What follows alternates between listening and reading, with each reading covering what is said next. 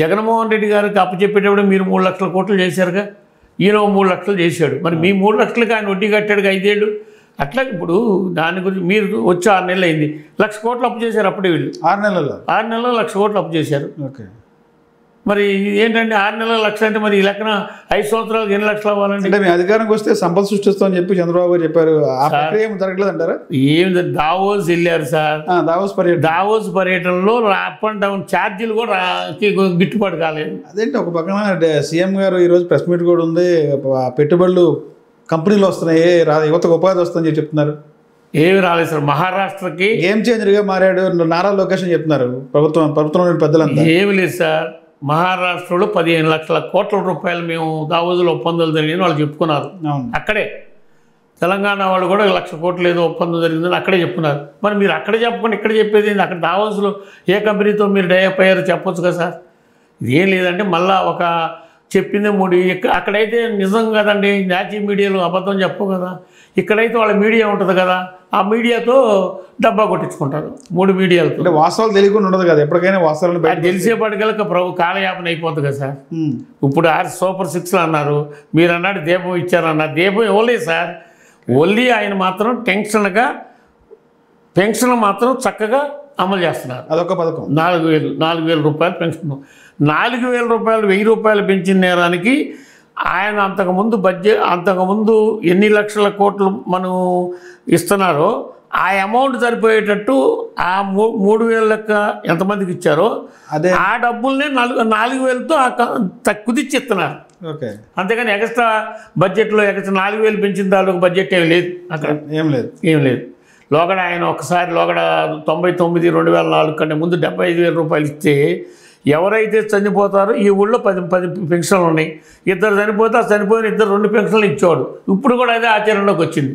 అంటే అర్హత ఉన్న వాళ్ళకి మళ్ళీ ఇప్పుడు జనవరిలోనే స్టార్ట్ చేస్తామని చెప్తున్నారు, కొత్త పెన్షన్ ఇస్తామని చెప్తున్నారు. జగన్మోహన్ రెడ్డి గారు ఉండగా గవర్నమెంట్లో రాంగలోనే 3 నెలలు అన్నీ అమలు చేశాడు సార్.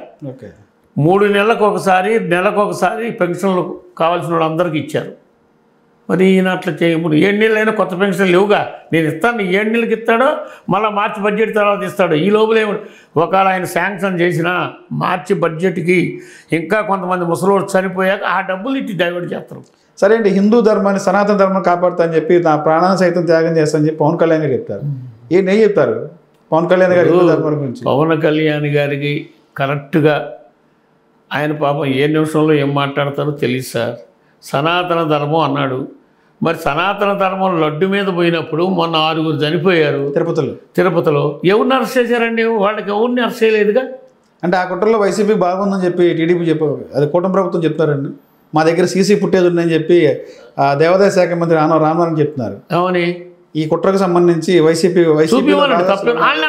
సీసీ కెమెరాలో రికార్డ్ అయ్యాయి. రామనారాయణ రెడ్డి గారి మాట నేను ఏకీపిస్తున్నా సార్. వైసీపీ వాళ్ళే తప్పు చేశారు, వాళ్ళని అరెస్ట్ చేయండి. తప్పే ఉంది. తప్పు చేసిన వాళ్ళని అరెస్ట్ చేయడానికి ఒక అధికారం మీది, హోంమంత్రి మీ మనిషి, పోలీసులు మీ వాళ్ళు, సీసీ ఫుటేజ్ ప్రకారం మీకున్న ఆధారం ప్రకారం వైసీపీ అయితే ఎవరైతే ఏ పార్టీ వాడైతే అరెస్ట్ చేయండి. ఓకే. ఇప్పుడు మీరు మనం కల్తీ నెయ్యి అన్నారు. ఏమైందండి? ఇంతవరకు ఎవరిని అరెస్ట్ చేయలేదు కదా కల్తీ నెయ్యిలో. మరి అదే హైదరాబాదులో మరి రేవంత్ రెడ్డి గారు సినిమాలు బయట ఒక మనిషి చనిపోతే అది మరి అల్లు అర్జున్ ఎందుకు అరెస్ట్ చేశారండి? అది అట్లా మరి అక్కడ అరెస్ట్ చేసినప్పుడు చంద్రబాబు నాయుడిని అరెస్ట్ చేయాలి ముందు రాజమండ్రి కాడ, తర్వాత గుంటూరులో చీరల పంచే కాడ అరెస్ట్ చేయాలి, నెల్లూరులో కుప్పంలో వాళ్ళ బావమరి చనిపోయిన వాళ్ళు అరెస్ట్ చేయాలి. మరి అన్నిటికీ కారణం ఆయనే కదండి. మరి ఇవన్నీ చేయకుండా ఏమీ లేకుండా సరే అవన్నీ వదిలిన పాతే గతం సార్. లేటెస్ట్గా తిరుపతిలో 6 చనిపోయారు. దాని మీద ఎవరిని అరెస్ట్ చేశారు? అంటే అధికారులు దానికి సంబంధించి అధికారిని సస్పెండ్ చేసి చెప్తున్నారు. ఎవరికండి సస్పెండ్ చేస్తే ఎవరికి మేతండి? మరి అక్కడ మీరు అది కూడా మరి అక్కడ కూడా హైదరాబాద్లో కూడా మరి అల్లు అర్జున్ దగ్గర పోలీసు వాళ్ళు సస్పెండ్ చేయాలిగా, చేయలేదుగా. మరి అక్కడేమో కితాబులు, ఇక్కడేమో సస్పెండ్లు. ఈ సస్పెండ్ అయిన ఎందుకంటారు? ప్రజల కళ్ళు నీళ్ళు చూడడానికి తప్ప దాని మీద ఏం లేదు. చైర్మన్కి ఎందుకు చేయలేదండి? మీకు గుర్తుందో లేదో.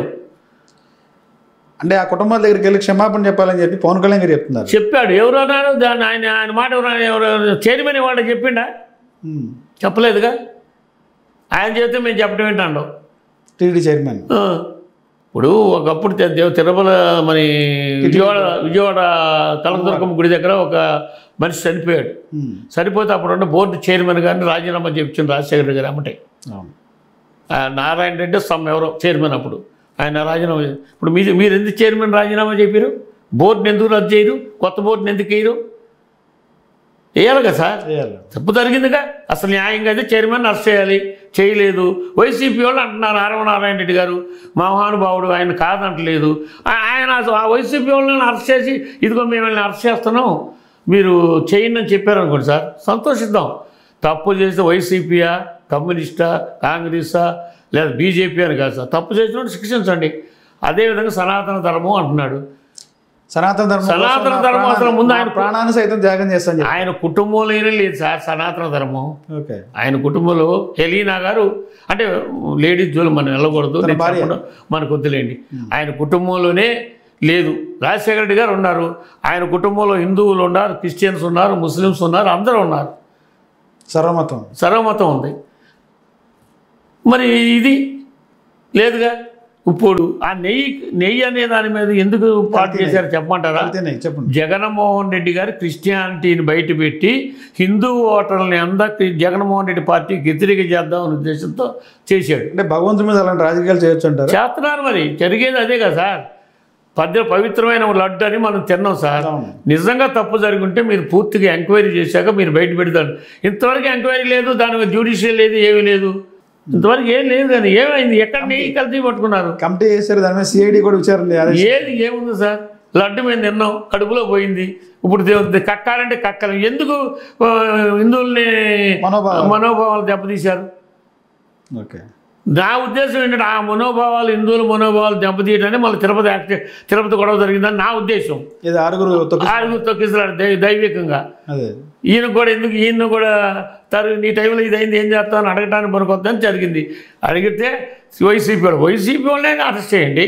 రామనారాయణ రెడ్డి గారికి దయచేసి చెబుతున్నా, వైసీపీ వాళ్ళని మీకు మీ ఫుటేజ్ ప్రకారం ఆధారాలు ఉన్నాయి కదా, అరెస్ట్ చేయండి. సరే, రాష్ట్రంలో లా అండ్ ఆర్డర్ ఎలా ఉంది గతానికి ఇప్పుడు పోలిస్తే? గతంలో రాష్ట్రంలో రావణ కష్టం అన్నారు, రాజారి రాజ్యాంగం అన్నారు. ఈరోజు ఎలా ఉంది? అప్పుడు ఇవాళ రెడ్ బుక్ రాజ్యాంగం అయిపోయింది సార్. ఇవాళ చెబుతున్నారు వాళ్ళే, నా పేర్లు ఉన్నాయి, రెడ్ బుక్లో నేనున్నాను, నాదే రెడ్ బుక్ ఉంది, రెడ్ బుక్లో ఏం చెప్తే చేయాలి. ఇప్పుడు మీ డీజీపీ గారు ఇప్పుడు కొత్త డీజీపీ రావాలా? ఈ మంత్రికి రావాలి. దానికి పాత డీజీపీ గారు ఏమంటుండంటే ద్వారకా తిరుమలరావు గారు, పేపర్లో చూశాను నేనైతే, మన పేపర్లో చూశాను. ద్వారకా తిరుమల నేను రెడ్ బుక్ ఆచరణలో పవన్ కళ్యాణ్ ఇది లోకేష్ గారికి రెడ్ బుక్ ఫాలో అయ్యి మొత్తం పనిచేశాను. నాకు ఇంకొక సంవత్సరం పాటు ఎక్స్టెన్షన్ ఇవ్వమని అడుగుతున్నా ఆయన. ఇంకొక ఆయన హరీష్ గుప్తా గారు, నేను అంతకంటే గొప్పవాడిని, మీరు నాకు ఇస్తే మీరు ఏం చెప్తారు చేస్తానన్నాడు. ఈ విధంగా డీజీపీ స్థాయిలో ప్రభుత్వాన్ని ఐపీఎస్ ఆఫీసర్ అడుక్కొని వచ్చిన వాళ్ళు ఏం చేస్తారు సార్? ప్రభుత్వానికి అధికారం తొత్తుల్లాగా ఉంటారు తప్ప ఏం చేయరు కదా సార్. ప్రజలకు న్యాయం జరగదు కదా, ఏం జరగదు. లా అండ్ ఆర్డర్ లేదు ఈ రాష్ట్రంలో ప్రస్తుతానికి. లా అండ్ ఆర్డర్ లేదు. హోంమంత్రి గారు చెబుతున్నారు సార్, అంతకుముందు గవర్నమెంట్లో దిశ ఉన్నా, ఇది ఉన్నా, ఏం జరిగిందో అది జరిగింది అన్నారు. ఏమొచ్చి 6 నెలలు కాలేదు, 94 జరిగినాయి సార్. 94 కేసులు చిన్నపిల్లలు అయితే, లేడీస్ అయితే ఏ అయితే 94 జరిగినాయి. మానభంగాలు కానీ, చెన్నై కానీ, పెద్దవి కానీ. ఏది 6 నెలలలో? 6 నెలలకేగా. మరి చెప్పింది అంతకుముందు ఫస్ట్లో 2 నెలలు విపరీతంగా స్క్రోలింగ్ ఇచ్చేసింది. ఈ మధ్యన సరిగ్గా రాట్ల ముందుకి హోంమంత్రి గారు. వ్యక్తిగతంగా ఇన్సిడెంట్ జరిగినా అక్కడ విత్ ఇన్ గంటల్లోకి వెళ్ళిపోయి పరామర్శిస్తున్నారు, దాని మీద యాక్షన్ జరుగుతుంది సార్. ఇక ఎవరినైనా వదిలిపెట్టే ప్రసక్తి లేదని చెప్తున్నారు. అదే సార్, దావోజ్ వెళ్ళి వచ్చారు. ఎవరు డబ్బు అండి? దావోజ్ వెళ్ళింది ఎవరు డబ్బు? ప్రభుత్వం సబ్బు.